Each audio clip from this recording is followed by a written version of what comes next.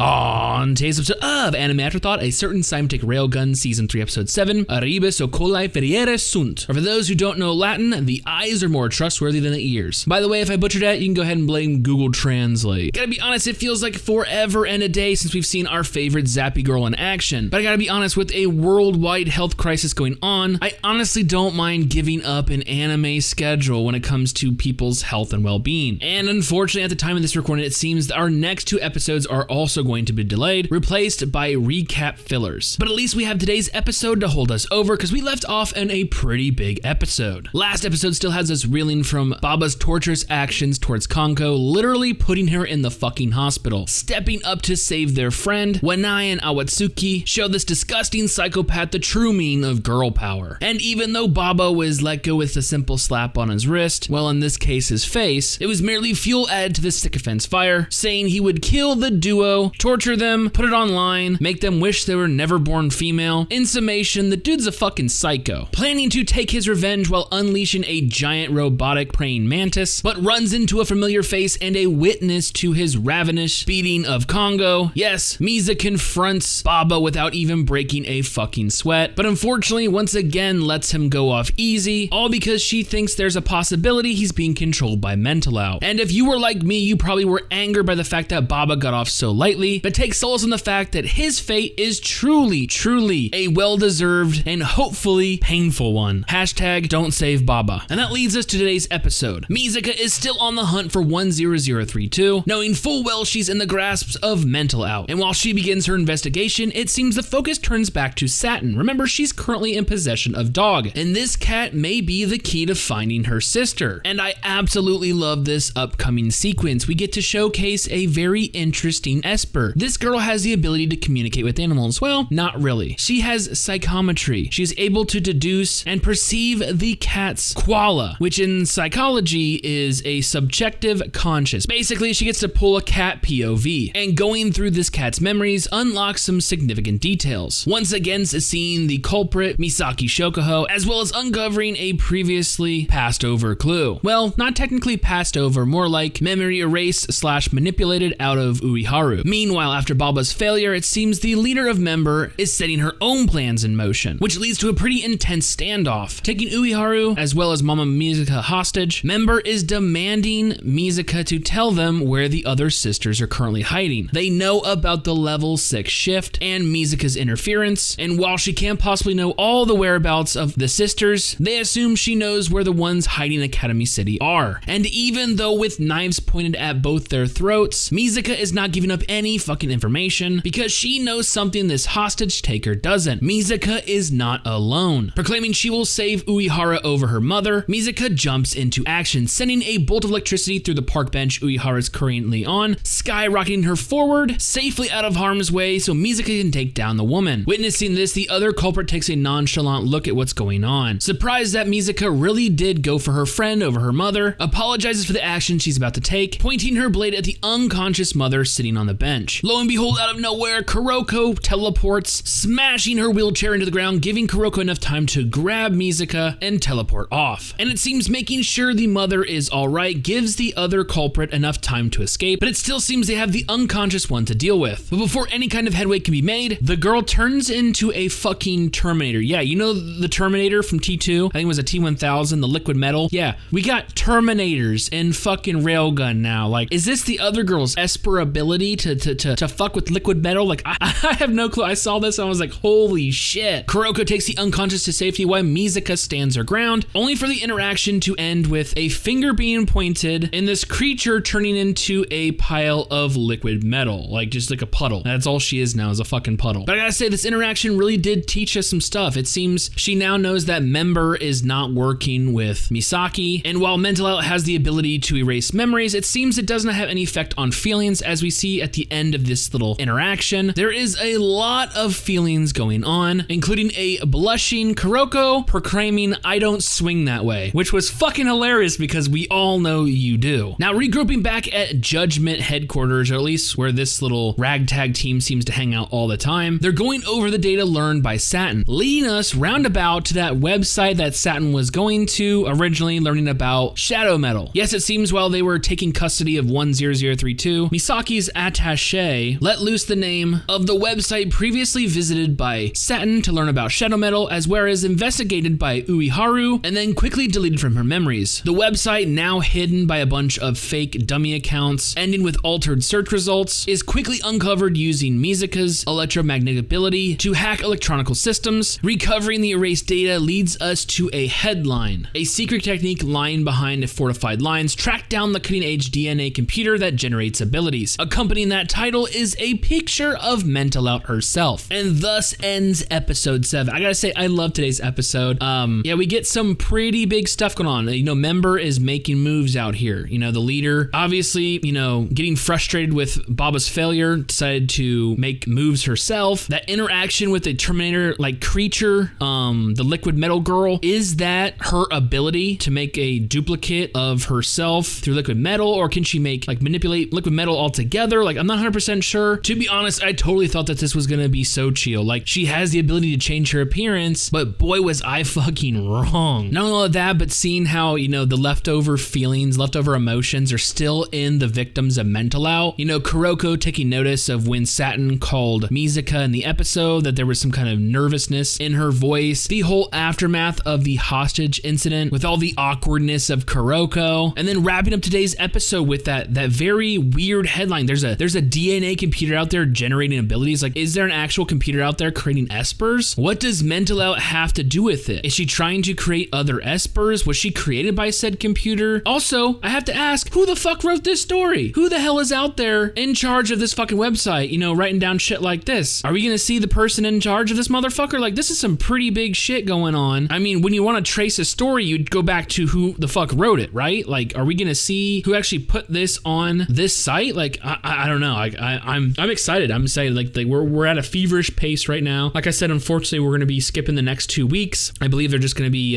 filler recap episodes. Obviously, you know, there's a lot of issues going on in the world today that are gonna affect some shit going forward. So please be patient. Hopefully, we all come back feeling better, you know, and stronger, and get more of our favorite Zappy girl. So with all that being said, I actually can wait for future episodes.